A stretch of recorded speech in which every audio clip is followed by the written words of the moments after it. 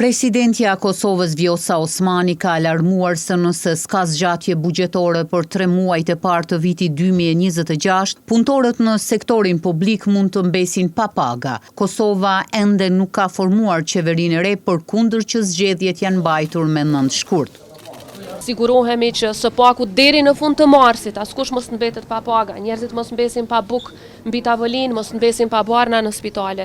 Këto janë çështje esenciale për jetën e qytetarëve dhe unë pres reflektim nga partitë politike. Ne gjithçka kemi gati si dokumentacion, krejt çka duhet është vullneti i partive politike. Ajo u shpreh e ashpër edhe për deputetët e kuvendit që sipas saj s'kan bërë asgjë gjatë gjithë vitit 2025.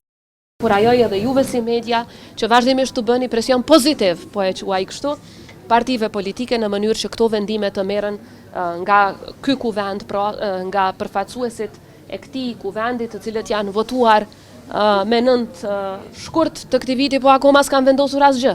Pra le të vendosin diçka në interes të qytetarëve, sepse shkoi ky vit, së paku bile disa vendime që janë në interes të qytetarëve dhe në interes të shtetit le të merren. Këto komente presidentja i bëri pas pjesëmarrjes në forumin e Uleksit në bashkëpunim me shoqatën e grave në Policinë e Kosovës me temën nga rezoluta në veprim 25 vjet nga kur gratë transformojnë paqen dhe sigurinë e Kosovës.